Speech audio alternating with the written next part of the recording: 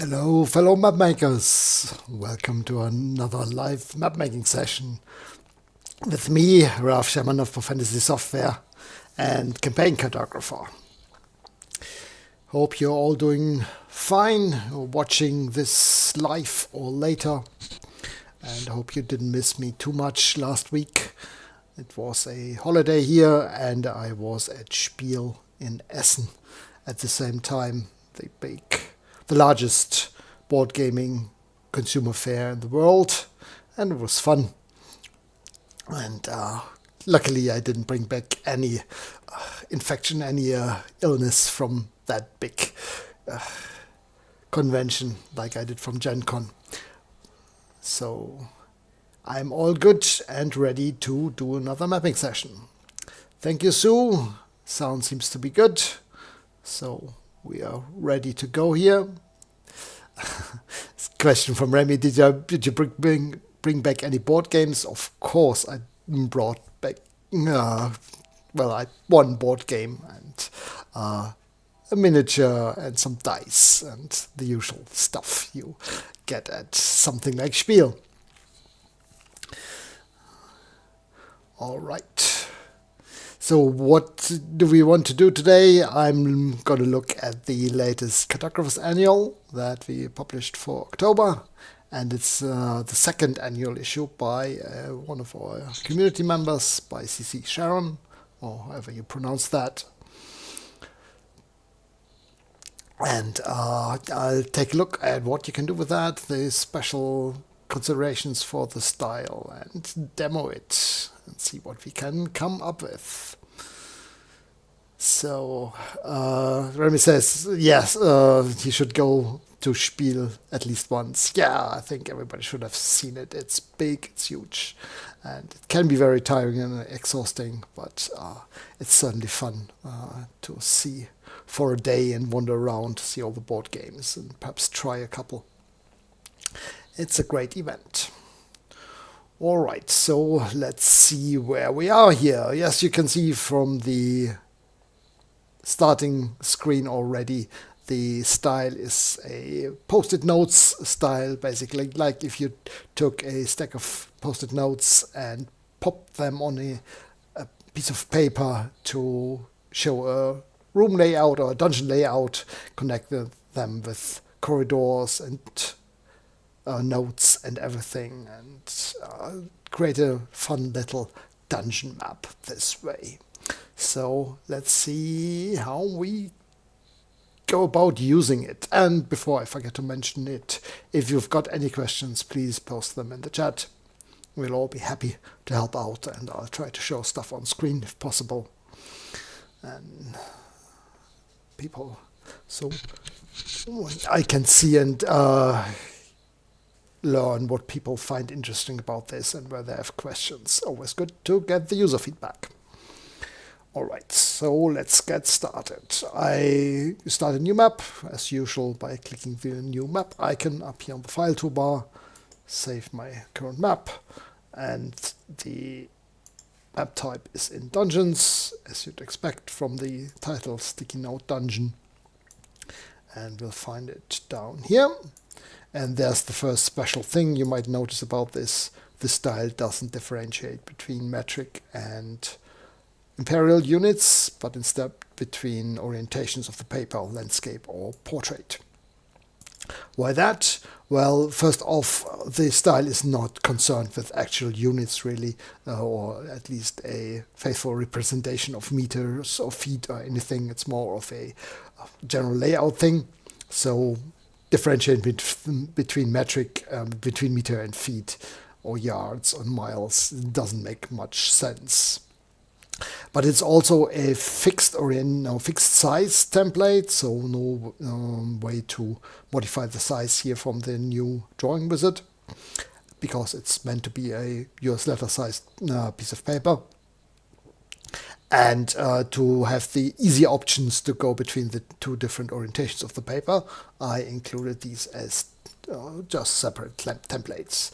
No big deal, it would have been easy also, but you to change that after creating the map, but it's a bit easier to just pick and choose it from the new map wizard. So which one am I going to take? I'm going to take the landscape option just because it fits the screen better here and it's easier to see stuff on screen. And click next. And there you can see that the style, and that's one of the main reasons it's a fixed size template. It comes with lines on it to resemble a notebook piece of paper and punch holes.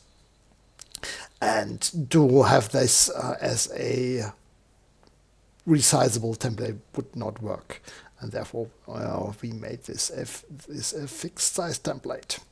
But you can do some little adjustments. As you can see, this is why you can't actually modify the dimensions here. They are locked. So we can click next. And here we can set the color of the paper. Of course, you might have different color sizes. And you could go here for the yellow type of paper or even a pinkish one, or whatever you would want to use. But for this mapping session, I'll stick with the white color. And then I'm just going to click finish and go to my video folder down here and call it my dungeon. There we go. And there's my blank piece of paper, which I can now use to draw a map on.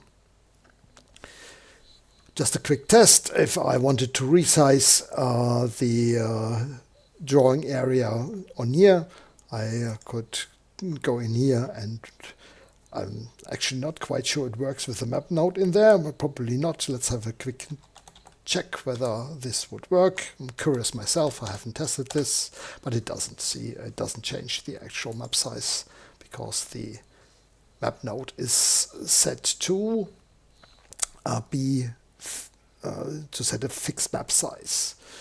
I might just show you if you wanted to change that. If you wanted to mess with this and change the template size and things, we could do that. Let's have a quick look. Save this map. I can go back to this easily. For this, I would need to go into drawing properties. And on the map nodes, there's the resize node. And if you edit that, you'll see this says fixed. And that's how Campaign Codifier knows this is a fixed size template.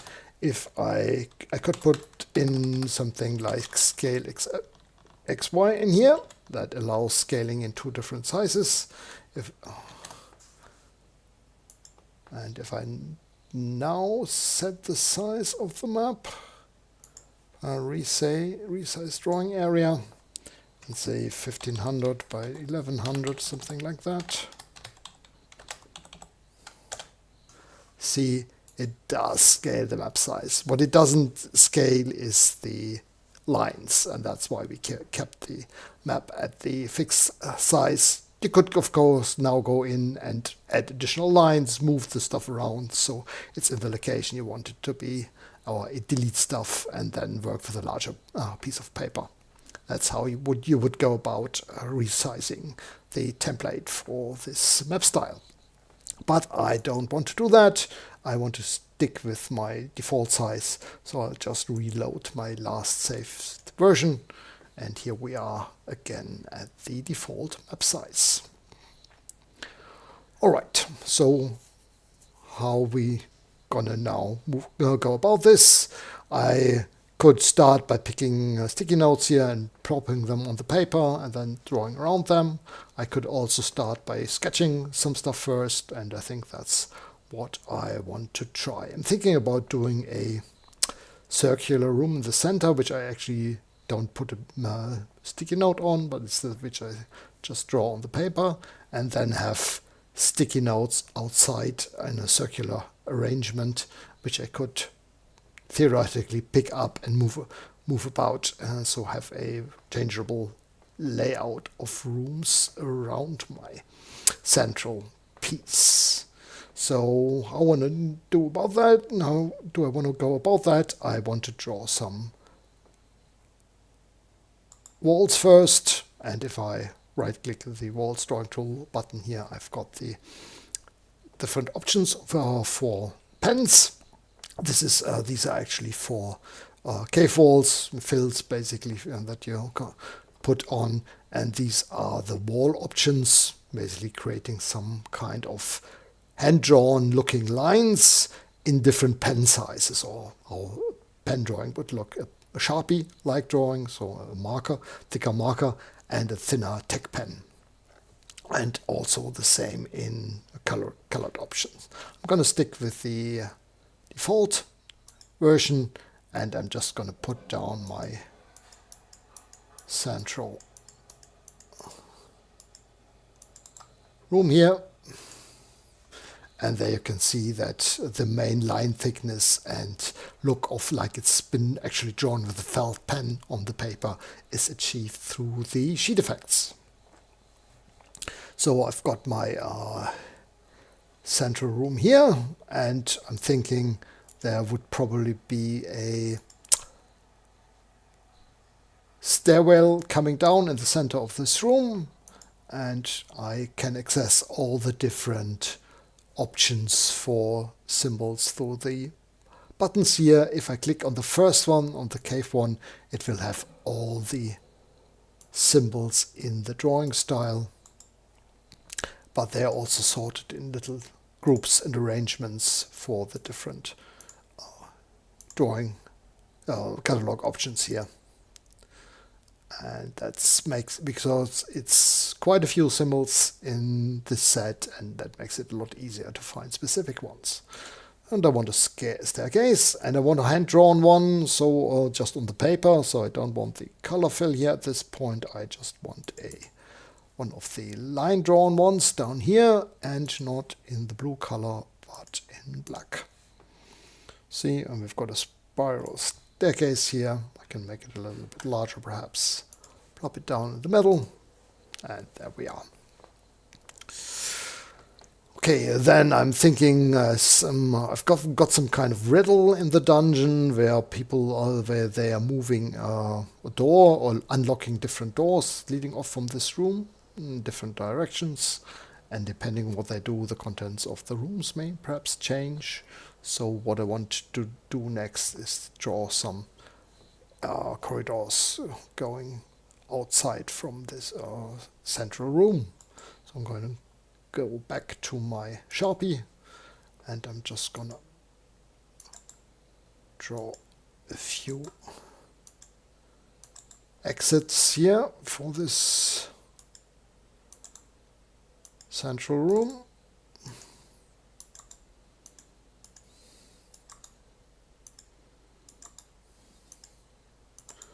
And the last one down here. Simple hand-drawn look. And I'm thinking I want some doors in here showing the exits from the room. So I'm going to load up the doors catalog. And here I'm grab one of the simple doors here.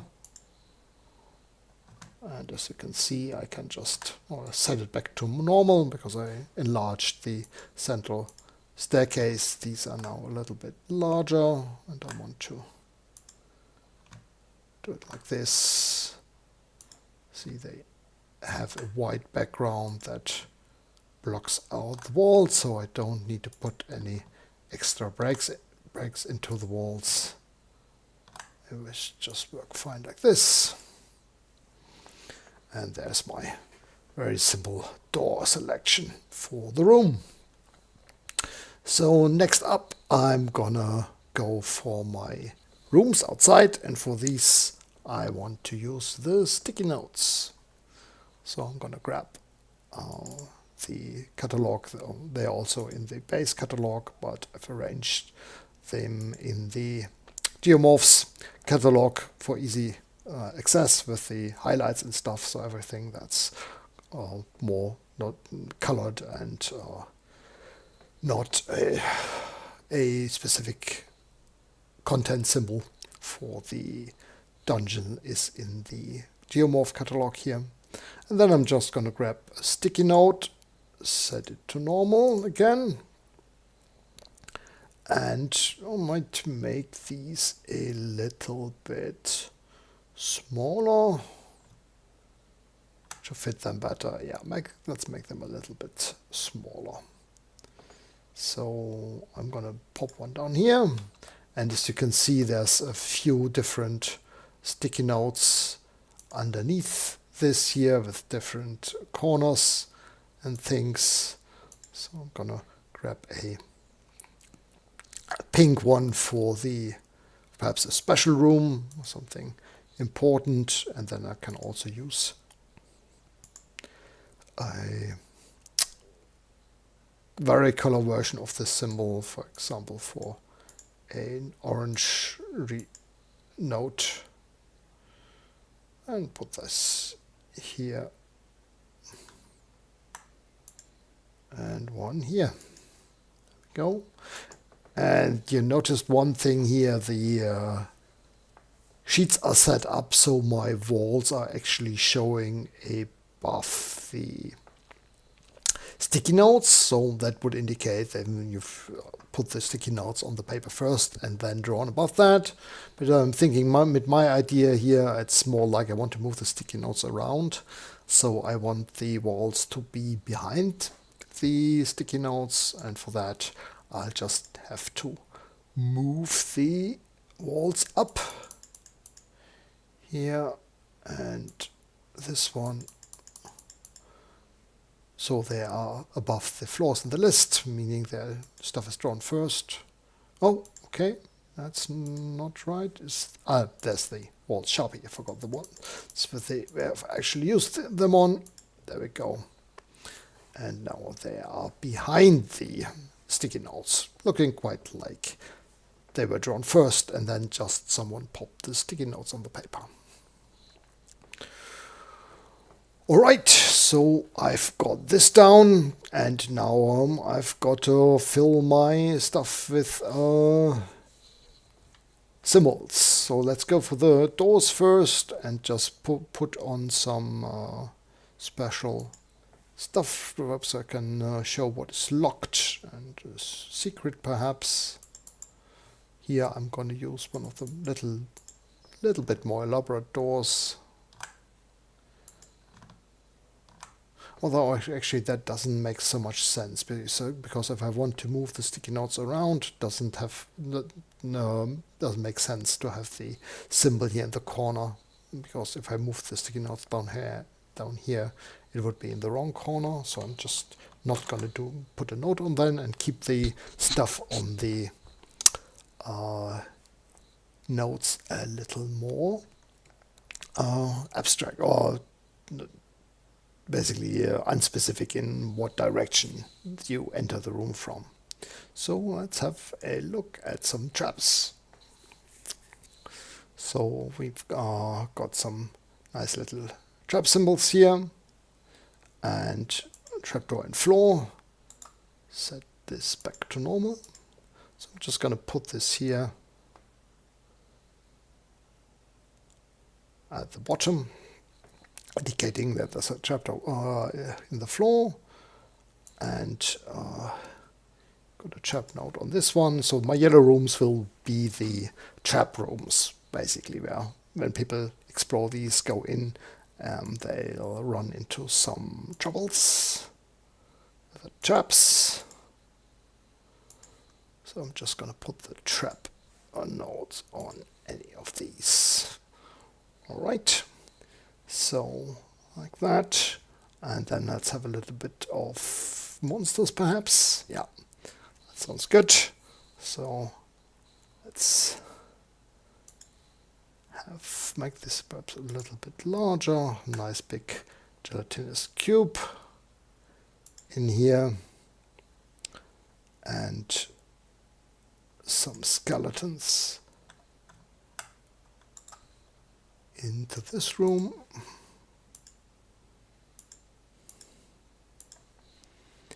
And what else do we got now? I don't want any more monsters in the third one. I want one without. So let's have a look what we've got in magic symbols. So let's grab a pentagram here. Put this in here. All right. So actually thinking I might want to put something in here. That's where the skeletons are coming from. Let's have a look whether we've got any boxes, crates. Yes. So I'm thinking here, down here, there might be some crates, which people might mistake for treasure chests at first, and then there's gonna, as they open them, some skeletons are gonna pop out. So I'm just gonna put the crates here, and then the skeletons around those. There we are. So here I'm thinking with the, got an idea there. So this indicates a trapdoor in the floor. We're going to replace this with a, come on, erase, with a trapdoor in the ceiling,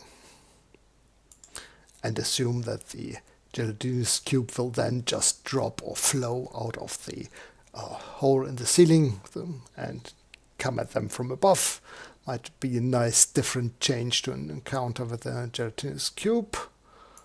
And what we're going to put in some debris. No, that's perhaps a bit boring. Let's have a look. We might want to have a false exit here. So let's have a look. If you put in the stairs down, so it appears like there's an exit here, which is actually blocked at the lower part, so people actually go into the room. So this is stairs down, yes, and let's see whether we've got a concealed door. Have we something for a false door? No, but we can put a lock symbol on this here, and I can put in a note later. It's a little bit smaller. Locked. Okay, so these are my 3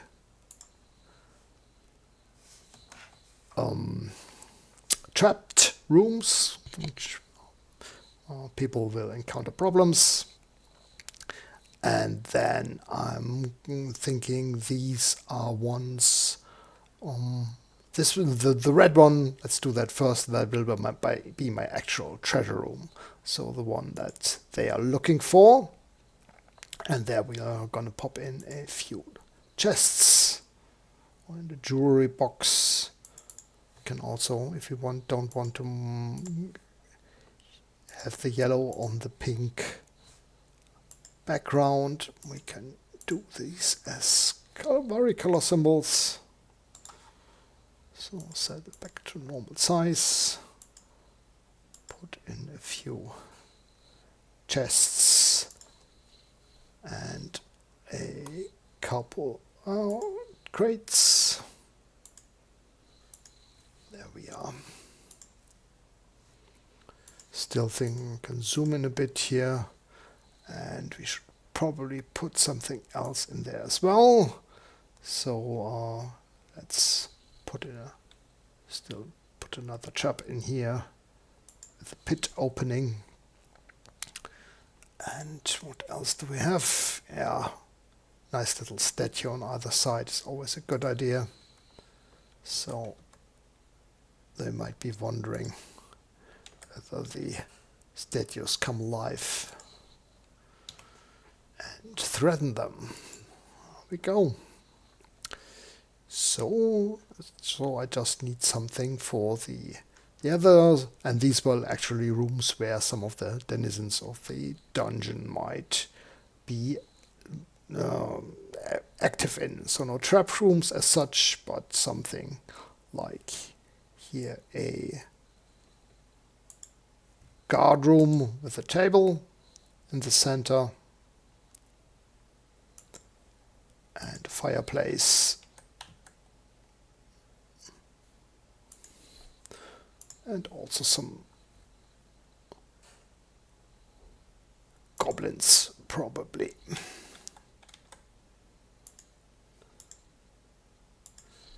Go. And then actually, let's put in a little chapel with an altar. Let's not make it a sacrificial altar for a change. Let's do a more innocuous one here with a few pillars.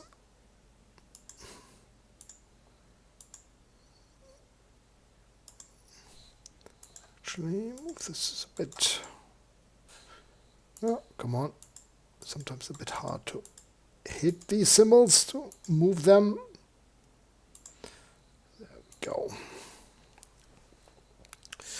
Alright, so I've filled in my little dungeon place here, or dungeon rooms around these, and I now want to label them. You do need a little bit of text actually describing what they do and what the rooms are. And for that, for a nice label, the author has created a custom font for that, which is the Sticky Note Dungeon font, which is installed as the default here for the style. And this is a nice hand-drawn one.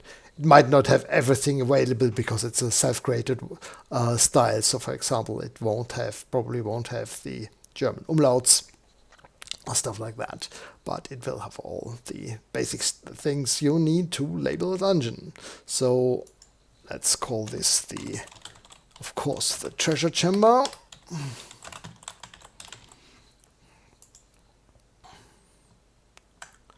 Let's fit it on correctly on the sticky note, and I like to make it not quite totally straight, as just like as someone has scribbled the note on here. And let's call it the shrine. And this is the goblin guard room.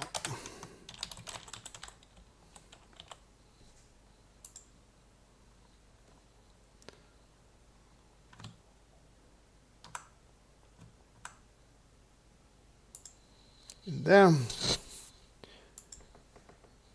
And then we've got the trap rooms. So let's just make a little descriptive notes in there. So this is the magic prison trap.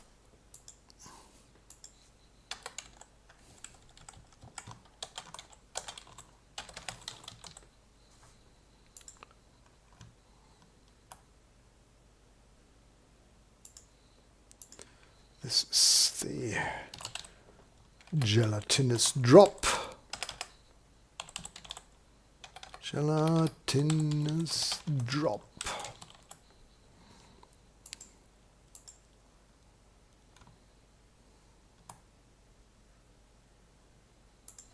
Here we go, and these are the boxed skeletons.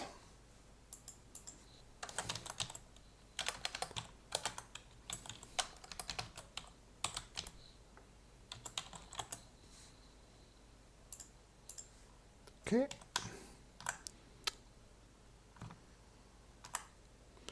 Yeah, I'm overlapping the symbol a bit. I can leave that as is. Yeah, I'll leave that as is. All right, let's just double check these ended up on the correct sheet. Yes, on text. So, and this is nice and easy. And it's looking good. So, of course, I'd put in here perhaps a little text for the general idea of the room. So let's central distribution room.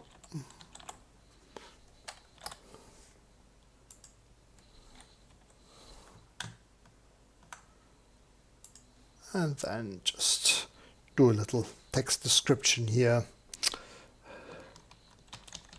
Doors lead to various rooms. Players have to figure out how to control doors to tell which door leads to the treasure chamber.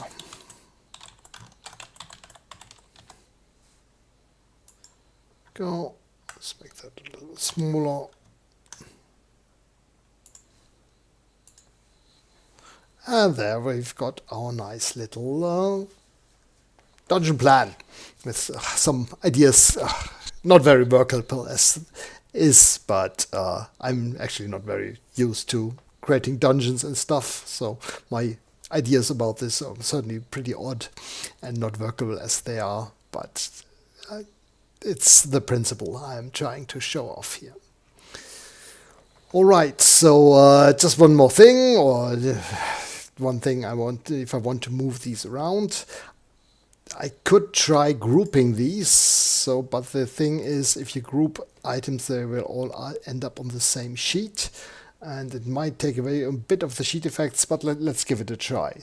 I want to try this out. If I go on the floors here and I say I wanted to group all this the sticky note together, so I can easily move it around as one piece.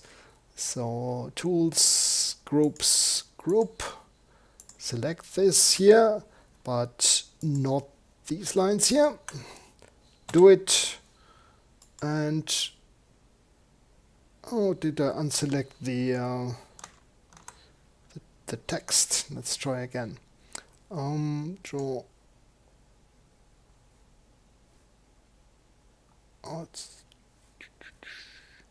Oh, this problem all again with the symbols being redrawn above the text, I guess. Let's give it another try. Symbols, tools, groups, group. And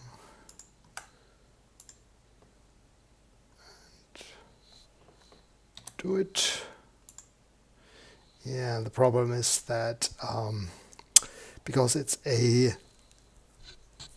these are all symbols, they're redrawn after the text, and the text is not.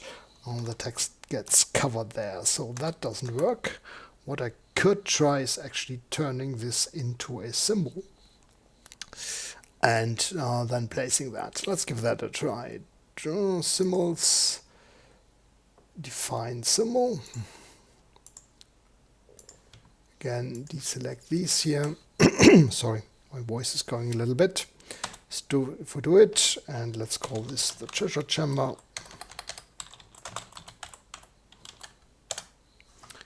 There we are. And if I go to the list of internal symbols, we've got the symbol here now. There we go. Still, now it's never a good idea to define symbols as inside another symbol definition again, because they are already symbols. That's not a good idea. If we want to do that, we should probably explode these first and make them into non-symbol entities. Let's give it another try.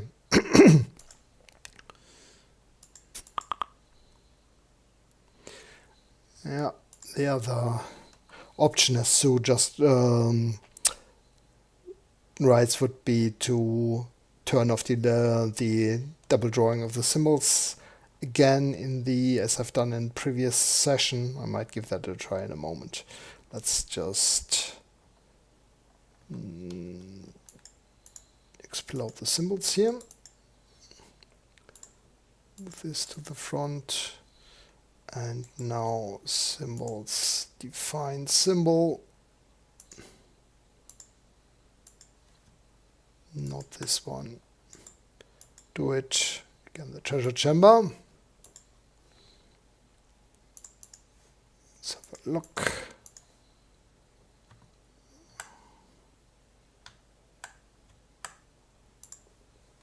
Yeah, that works. No, still trouble with the... Why do I have the trouble with the text here? I'm a bit confused with the text. That doesn't work. Alright. Oh, we could leave the text separate.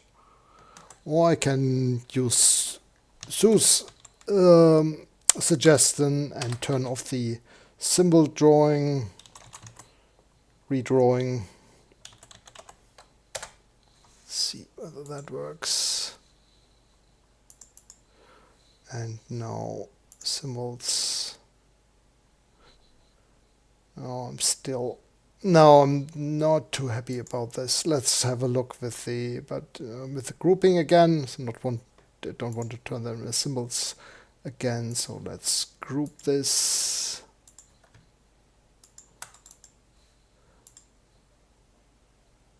No. Strangely, the text still vanishes. I'm unsure why the text actually vanishes here. Huh. Did I actually set the correct command? Draw sim 0. There we are. Yeah, but the problem is then that the sheet effects don't get applied properly, as you can see, because they have a lot of transparency, the symbols in here, and that doesn't look so good. So no, I'm not too happy about that. I guess we'll have to live with this and not be able to group them. Or I could group them and just not keep the text extra, but it's not too difficult. I can always, if I want to move them around, just select them as one piece, move it off to the side, then grab one of the other sticky notes, turn off the, unselect the stuff I don't want, do it, move this to here, then grab the other symbol again, the other sticky note again, do it, and this way they all stay on the correct sheets. It's the better solution anyway. And there we are. And now I can move them around if I want to have them connected to different rooms on the central dungeon. Actually, I should probably have the paper layer frozen, so I don't select that with the rest. There we are. I could also freeze the walls layer, so I'm safe not to select the walls along with the room itself. Here we go, and put this sticky note back here, and this way it's easy and quick just to move the individual things around. There we go, and that's how you can set up the map, or use the map to do a little sketch of your dungeons shown with sticky notes. So we've still got quite a bit of time. It's very quick creating something with this style. It's very easy to use and very quick to put something together. And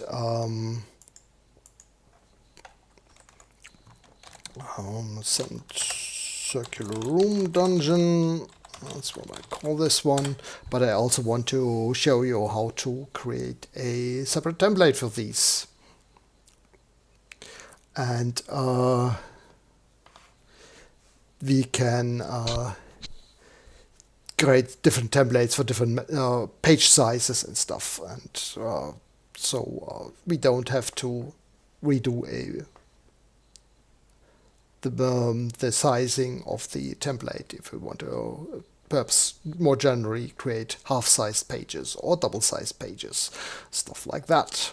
So let's have a look, see how this goes. For example, if we wanted to create a larger, or perhaps not a US letter sized map, but instead a A4 European sized page, So let's have a quick look. For that, first, what I wanted to show you is we do have a hidden layer on here. If you wanted to have a page with more mathematical type paper, I'm not sure how you call these square covered papers in American or British English. This graph paper, not entirely sure. So, but you can switch between these two layers here. If you hide lines and show the squares again, we go back to our lined paper. And so this is already set up for you to quickly change between these two different styles of papers. Okay, I've got a question from NU, whether you can still allocate things to layers to hide stuff. Yes, so if, for example, if you wanted to hide the traps symbols from players, then you could have a, let's check what layers is my trap symbol on, if I can find that info. This might be easier. There we go. And it's on the traps layer, so I could just go in and just hide the traps layer, and then that thing is hidden on there. And if, for example, if I wanted to hide the skeletons on a specific layer, I could go change properties, change layer, there we go, grab the two skeleton symbols, go to Game Master only, hide them, and now they're gone. So there you have got all the normal layer functionality for the symbols on here. Easy to do. But what I do want to do is I want to create a new template for these, and a fixed template. And I'm actually not gonna. I'm gonna put it in not in the list of templates we've seen before, but on our fixed template list. So let's let's delete all the existing stuff here. I also delete the walls. There we go. That's our empty sheet again. What I also like to do is remove all the symbols from the template, because they won't be shown anyway, and it's cleaner if they are removed. So I'm just going to select all the symbols we used previously and remove them here. Now I'm going to save this as a template. So let's call this sticky note dungeon A4. And I'm not going to use the save as for now. I'm just going to use it as a template slowly. I'm going to save it as a normal drawing and change it to a template later on. So because that's a bit easier to work with, and it changes the current drawing automatically. If I save it as a template, it will save as a copy and then have to reopen that. It's a little bit easier this way. Alright, so let's have a quick look how large our map is, but we've already seen this from the drawing from the resize drawing area. It's 1100 by 850. So it's basically in 8.5 is the US letter size in inches. So let's change this to something like in millimeters and make it an A4 sized page where we have millimeter measurements. For that, I'm gonna remove the lines first, I think, and the squares as well. Color. There we go. And I'm gonna show the window color so I can see my sizes here and everything, so we can see the screen that's hiding the edges if anything extends beyond the edges. And so I'm going to start off by rescaling this to a letter size. So I'm going to do non-visual scale XY, and I'm going to select everything. That's a lot of entities. I'm a bit confused that I do have that many 1200 entities in the map. Seems to be something left over. Info list all. Takes quite a while already to list the entities. Oh, and it's crashed. Oh, so there's something not quite right there. So let's have a look again in the... Luckily I just saved it. So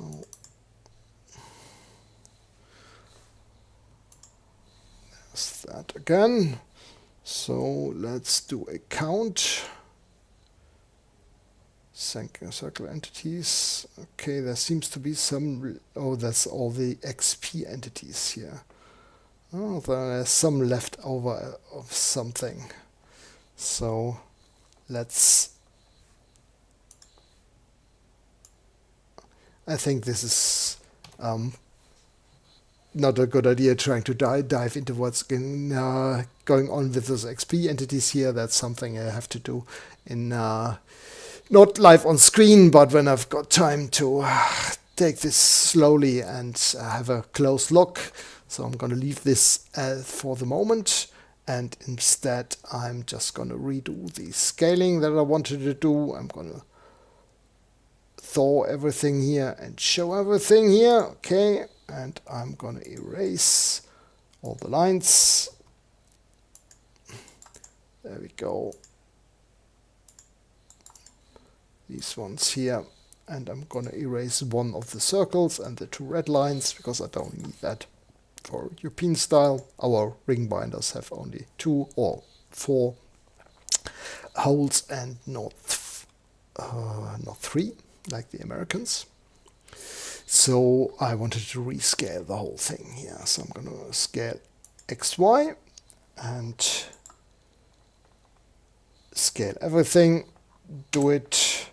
And now I do know this is 1100 units wide, and for a 4-sized page is 294 millimeters. So I'm going to divide by 1100 and multiply by 294. And on the other direction, I've got 210 millimeters to the 850 the existing template has. We're going to scale at the 0, center. Okay, and I've got the same problem that having all these XP entities selected creates some problems. Oh, thank you, Sue, for my correction. Not 297 millimeters, not 294 millimeters. That's obviously correct. But I think I need to take a bit of a closer look at the template.